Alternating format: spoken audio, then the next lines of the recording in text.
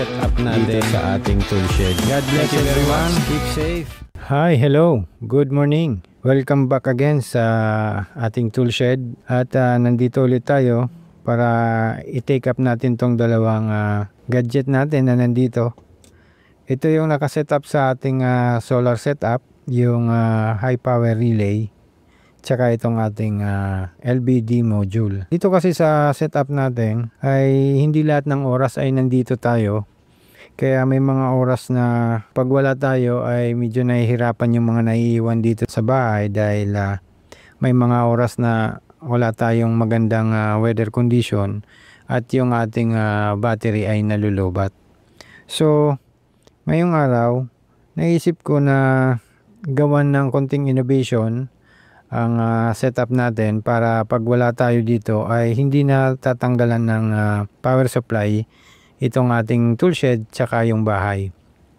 So ito yung naisip kong paraan na idadagdag natin sa setup natin. May ginawa na ako nito noon, kaso nga lang hindi niya kayang i-charge yung battery natin dahil masyadong mataas yung capacity ng battery. At ang ginagamit lang naman nating pang charge dyan ay yung power supply lang natin. So nag-isip ulit tayo ng paraan, pero ito pwede naman tong gamitin, pwedeng gawin ito, pero applicable lang ito dun sa mga battery na ang capacity ay 100 Ah, mga ganyan and less. Pwede itong ganitong module. Pero dito sa setup natin ay alanganin dahil medyo mataas yung capacity ng mga battery na ginagamit natin. Ganun talaga pag nagsosolar, talagang marami tayong mga trial and error na ginagawa. So parte yan ng pagdi-DIY natin. Dito kasi sa ginawa nating video na yan, ilalagay ko din yung link niyan dito sa hulihan ng video na to. Ang ginawa natin dyan, pag nalobat na yung prismatic cell natin, ay automatic magcha-charge siya sa designated voltage na sinet natin. Now, dito sa ginagawa natin ngayon na innovation, ay hindi na siya magcha-charge. At lilipat siya, pag nalobat siya, ay lilipat na siya sa DU para hindi na tayo magastusan sa kuryente para mag-charge pa yung battery. So, stay tuned para makita nyo kung paano natin gagawin na fully automation yung solar setup natin. Explain ko lang sa inyo kung bakit napuputol yung power supply natin. So, daling ko muna kayo ng saglit doon sa ating power wall para maipakita ko sa inyo. Yan. Dito kasi, sa setup natin, meron na akong module dito, yung LBD module. At yung high power relay natin na seamless yung pagta-transfer niya from one battery to another battery na pinapagana ay itong ating dalawang inverter dito. Yan, itong 2000 watts at itong 1000 watts na inverter. At itong dalawang inverter na to ay may tig-isang battery. Ito yung sa prismatic cell at yan yung pinapagana niya, yung SNADI na 1000 watts. At ito naman, ang nagpapagana dyan ay itong ating BYD. However, dito sa ating setup, i-explain ko lang ng konti. Pag nalobat itong BYD natin, ginagamit natin siya pang umaga. Pag nalobat siya, seamlessly, lilipat siya doon sa prismatic cell natin para siya naman yung trabaho para magbigay ng power. Ang problema lang, pag nalobat na siya, itong ating prismatic cell, yan, pag nalobat na siya, dito, wala na siyang lilipatan. So, ang mangyayari ay magsha-shutdown na yung power, mawawala na ng kuryente yung ating bahay at dito sa toolshed. Okay lang naman sanang mag-cut off siya dahil syempre ginagamit natin, nalulubat, natural magsha-shutdown. Ang problema lang kasi, meron tayong mga sensitive na mga appliances dito na hindi pwedeng abrupt yung pag-shutdown ng power nila. Tulad ng computers.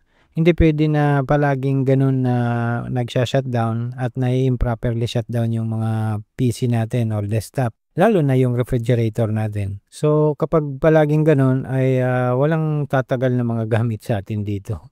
So dapat yung paglilipat ng power ay seamless.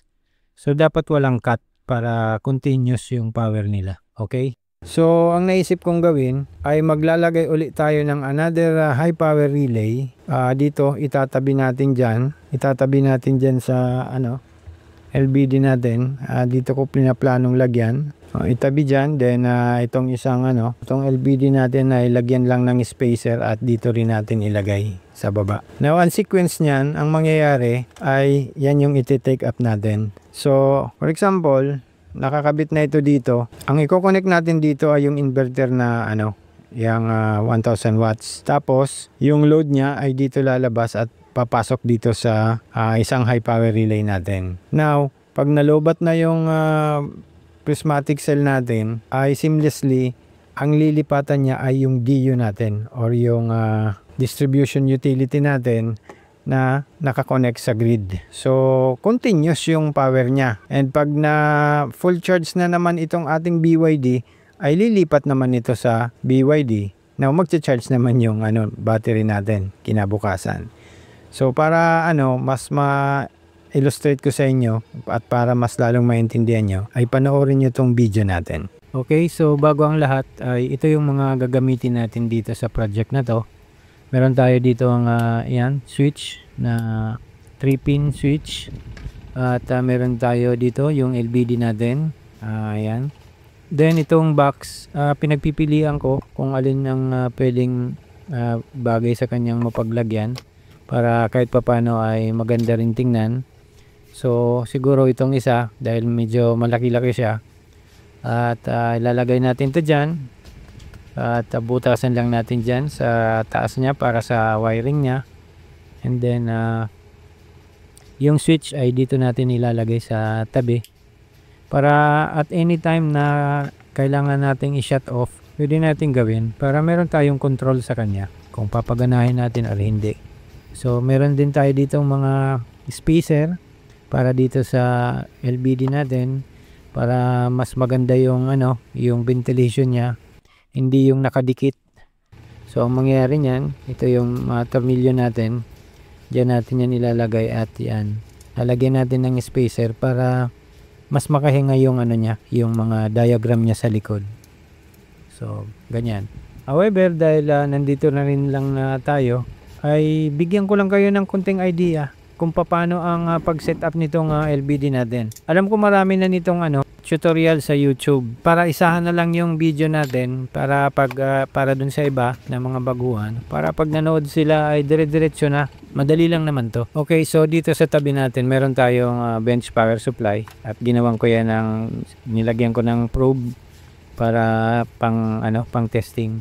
So dito natin yan ilalagay, hanapin nyo lang yung positive, yan, and make sure na tama yung polarity natin para hindi siya magkabaliktad. So dyan, lagay natin yung positive dyan.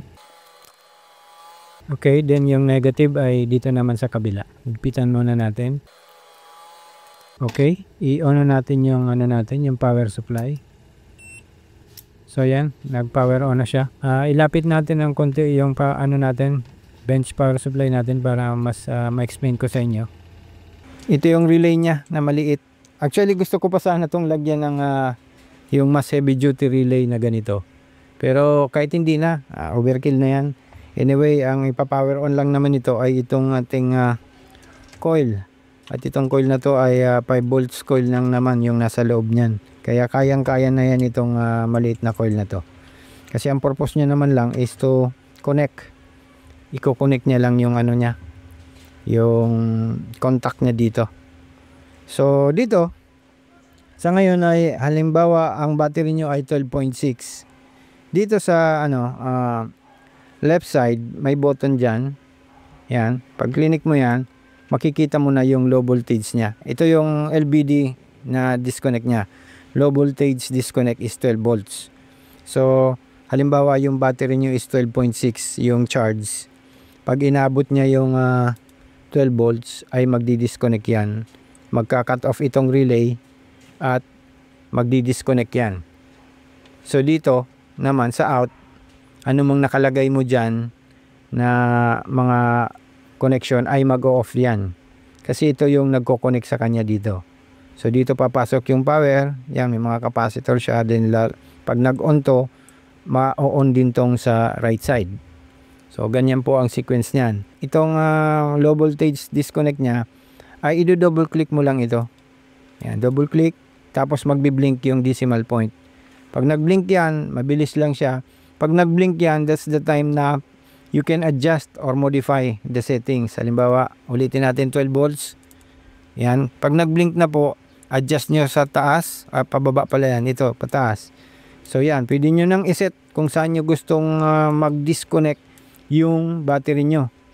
So halimbawa lagay natin sa, let's say 12 volts lang muna for example. Pero ang plano ko dito, lagay ko lang ito sa 12.6 or 12.7 pag na-set up na natin. Para safe na safe yung battery. So yan, pag na-stop yung decimal, ibig sabihin naka-set up na yon.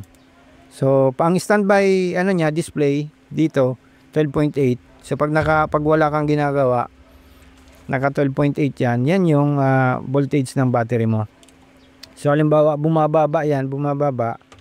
So ibaba natin tong power supply natin. Ay makikita niyo diyan ay bumababa din yung voltage. So ganyan. Okay? Now, dito naman sa kabila, sa rightmost dito, pag clinic mo yan, may 1.3 diyan.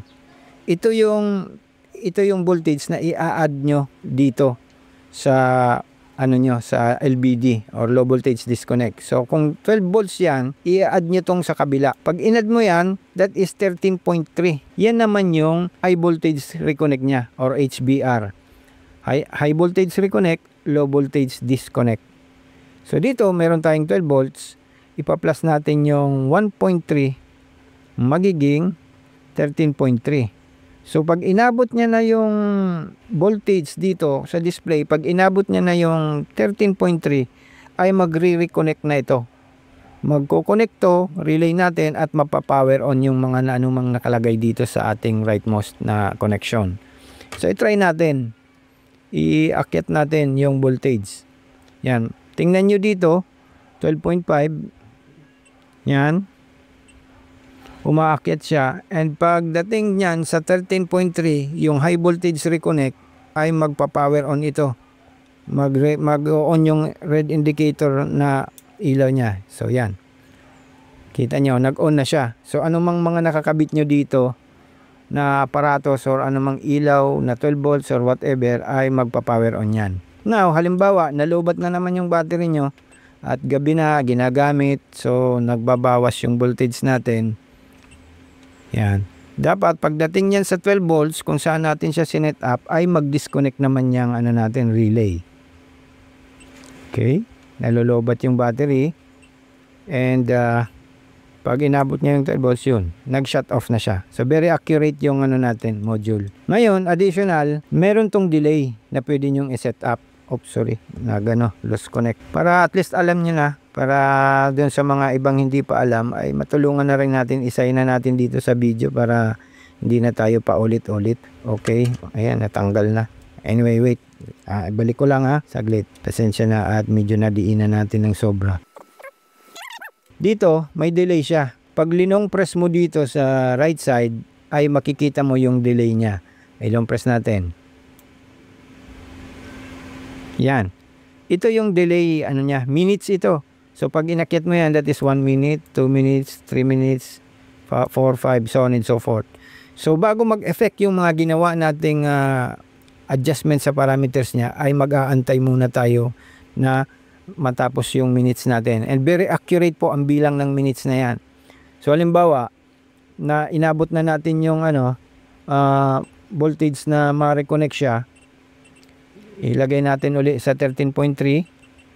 Kung makikita nyo, yan, 13.5 na, hanggang 14 volts na siya, pero hindi pa rin siya naglilipat, hindi pa rin lumilipat dahil meron tayong nilagay na delay. Itong delay na to, yan, oops, nagdingwan. Yung delay na yan, bago maubos yan, ilagay natin sa 1 minute para makita nyo lang. So pag after 1 minute, ay magpa-power on na ito. Magre-reconnect yung relay at magpa-power on itong ating connection dito. Iilaw tong ating red indicator. So antayin natin yung 1 minute, madali lang naman yan. I-cut na lang natin yung video para hindi kayo maboring manood. Basta makita nyo lang na ito yung delay nya, delay time nya. So dapat after 1 minute ay mag-connect. Yan. Nag-on na siya. So ganun lang po ang pagsiset. So sa akin, ibabalik ko doon. Then pag lumabas yun, yan. I-zero ko lang yan dahil hindi ko naman kailangan yung time delay niya. So ganun lang po kadali ang pag-set up nito. Ayun, natanggal na. Sige, tanggalin na natin. So lagay muna natin to dito at butasan natin para mailagay yung switch. Okay, kung may question kayo ay feel free to ask dito sa ating sa comment section sa baba. Okay, so subscribe lang po kayo kung may natutunan kayo ng kunti para matulungan natin ang channel na to na may umabot pa sa ibang mga nangangailangan ng video na to. Sige, kabit na natin to. Ayan, kunin nyo lang yung sukat ng eksaktong sukat nitong ating switch para tama lang ang butas niya. Ayan, ganyan. So 18.76. Okay. Okay, nailagay na natin. Yan. At ito yung butas niya. So kakabit na natin to dito.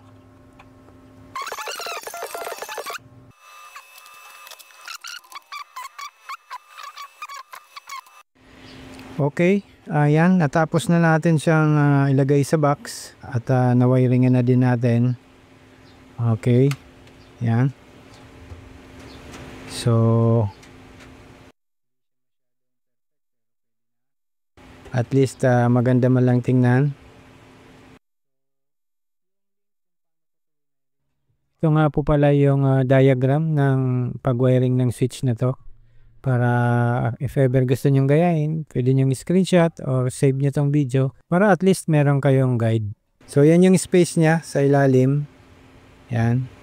So mas maganda yung may spacer para mas nakakahinga yung board at mga diagram sa ilalim. Ito yung pupunta sa negative and positive ng ng battery. At ito naman, ito yung pupuntang negative and positive papunta dito sa coil natin. So dyan, yan yung slot ng coil, yan yung connection nya, tsaka dito walang problema kahit magkabaliktad yung polarity nyo, positive or negative or reverse nya, walang problema yan, walang polarity yung coil natin dyan. So kahit saan mo yun ilagay. So red lang yung available natin na wire, kaya yan lang. Anyway, ito yung dulo nito medyo mahaba kasi malayo yung battery. Nilagyan ko na rin ng sign yung negative side nya. So ngayon tingnan nyo lang, ito yung pag wiring ko nyan. So yan, alam ko mas magaling kayo sa akin mag solder, kaya mas mapapaganda nyo pa to. So dito sa baba na side, kita ba? Yan. Dito dalawa ang nakakonect natin. Ito yung negative side nya.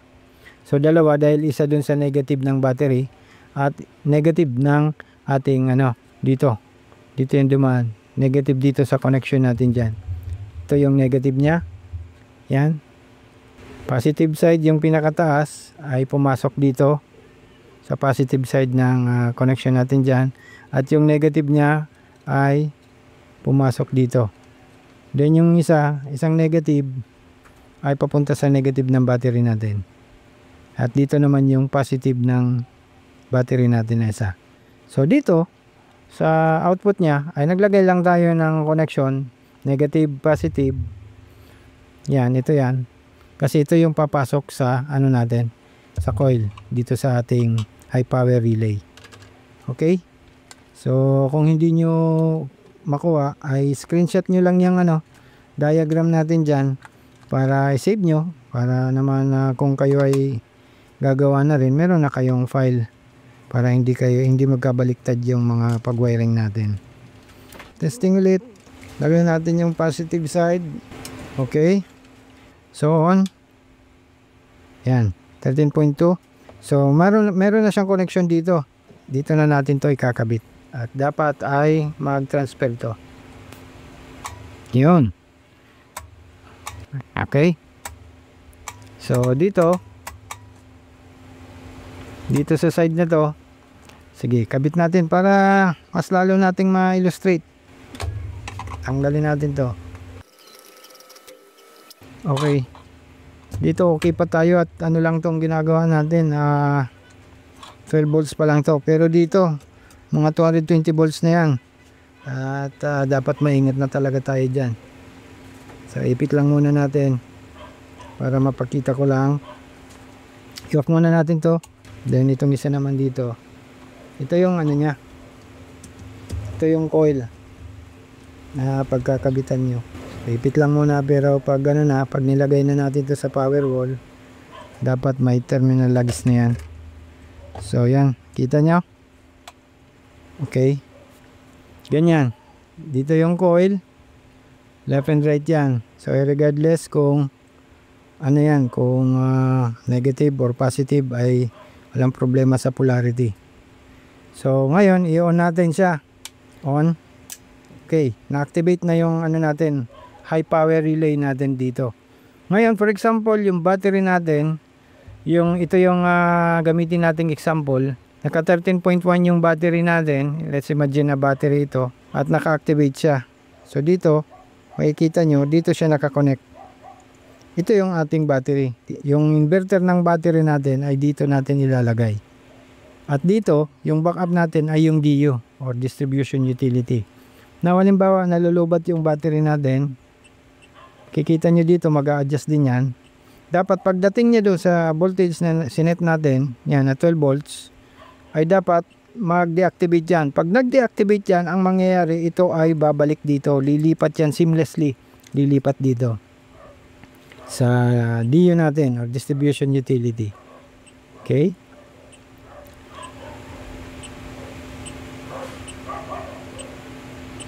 Yun. So nalubat na yung battery sa designated voltage na gusto nating i-cut off at seamlessly lumipat na siya sa distribution utility natin. Now for example, kinabukasan ay nag-charge ulit at sumikat na yung araw and nag-charge yung battery natin. Maakyat siya. So pagdating yan sa 13.3, yun. So lumipat naman siya dito sa solar natin. So magsacycle lang po siya. Okay? So sana ay na-picture out nyo yung ibig kong sabihin. So ang gagawin natin ay isi-set up na natin to dito sa ano natin, power wall, para matesting na natin.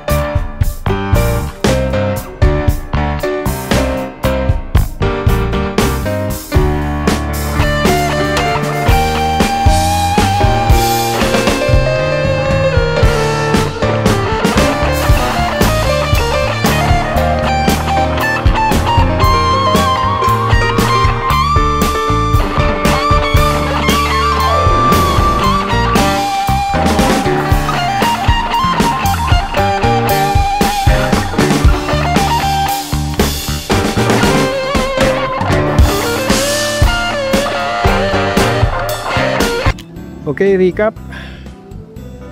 So yan, dito ang nagagana ngayon ay BYD at naka-activate yun. So ito naka-connect dito dyan dahil ito yung BYD natin, BYD battery na inverter. Yan, ito yung inverter natin sa BYD. So pag nalobat yung BYD natin ay mag-change yan, aakyat itong high power relay natin at maglilipat yan dito. Paglipat niya dito, ito ay nakakonect dito sa load side ng ating another high power relay na nakakonect yan sa ano natin. Ito yung Synergy battery natin. Ito. Yan. At ang inverter nito, ayan, ito. Sa ngayon naka-off yan dahil may inaayos tayo. So, dyan siya lilipat. Now, pag nalobat itong Synergy battery natin, pag nalobat or inabot yung designated na voltage na disconnect niya, which is na nandito, yung isi-set natin, ay mag-change ito. Aakyat ito at lilipat yan seamlessly. Lilipat yan dito. Ito naman ay yung DU natin. Pag nalobat siya, lilipat siya dito. Then, ito, continuous lang to. Nakaano pa rin siya. Naka-connect pa rin siya dito. Prismatic cell natin. Sana yung napaliwanag ko sa inyo. At mamaya, pag na-connect na natin, ipapakita ko sa inyo kung paano. Try nating i-manually on and off itong mga ano natin, mga switch para makita nyo ang paglipat-lipat niya. So, ikabit lang muna natin to. I-power on na natin to. Kabit na natin sa battery natin. Okay. Ito yung negative positive ng LBD natin. At nilagyan ko na lang ng ano. Yan, ng terminal lugs. At dito natin yung lalagay. So, ito yung positive side niya. Insert na lang natin to dyan. Okay.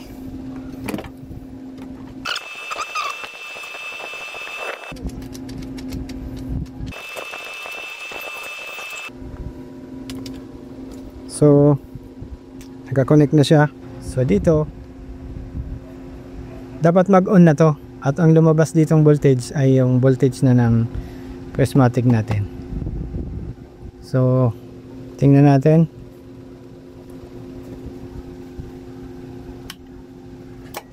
Yun. Okay, very good.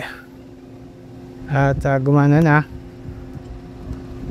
Ngayon, ka-activate yung ano natin, itong prismatic natin na battery. Naka-connect yan dyan.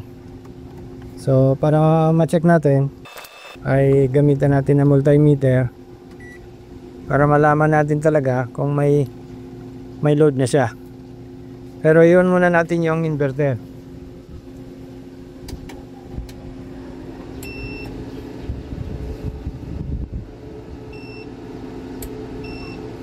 Yan. Makita nyo, na-activate na yung ayun natin, prismatic battery or yung isang inverter. So, ito, meron na tong load. Check natin. Yan. So, yan, may 224 volts siya. Ito naman, wala pa tong connection. Kasi hindi pa naka-activate yun. So, i-on din natin. I-activate natin yung ano natin dito. Ito. I-activate natin. Pero may timer ito. Kaya, antayin natin. 10 seconds lang naman yan. Tapos, i-on din natin to para mag-connect. So, yan. Naka-connect na siya. May power na siya. Naka-connect dun sa bus bar natin. At ngayon dito ay meron na tong ano, may power na yan. So check natin. So dito makikita natin dyan Yan, meron na siyang 224 volts din. Ito natin, baka di nyo nakita. Okay, yan, 220 volts, 224 volts. So meron na din siyang power. Now pag nalubat ito, lilipat yan dito sa diyo natin hanggang umaga na yan. So ganun lang po ang natin, ang setup. So para matest natin to, makita nyo, gagawin natin ay isa-shutdown natin to. For example, ay nalubat na yung BYD natin. Yung BYD natin ay nalubat na. Imagine natin na bumababa na yung voltage niya. So pag nalubat siya, pag nag-stop to, aangat ito at lilipat ito sa prismatic cell natin. Okay? So let's try. I-off natin to, magti-trigger yan seamlessly at lilipat yan dito. Okay. Off. Yun. Lumipat na siya pero seamlessly, walang corrupt at ano pa rin yung natin. Yung ilaw natin ay hindi man lang nag-corrupt. So ngayon, for example, ito na ang gumagana. Itong ating prismatic cell. Ito.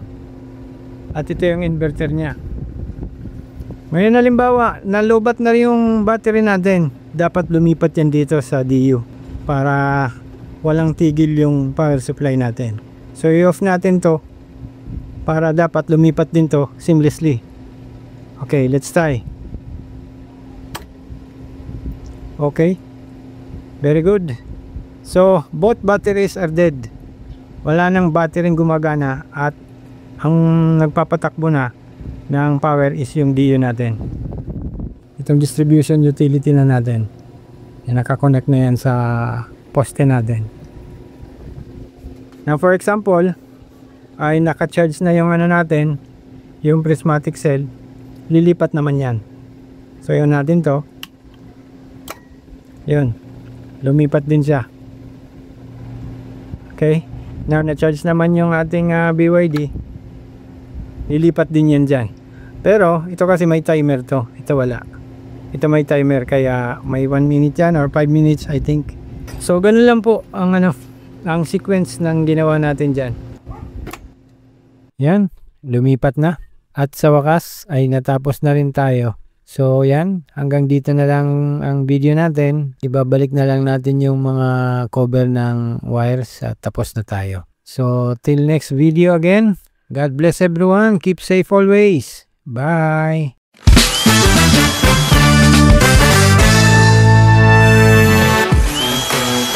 Dito na naman tayo. Nagbabalik. Welcome back. Very thankful tayo kay Lord dahil all set up natin dito sa ating tool shed. God bless everyone. Keep safe.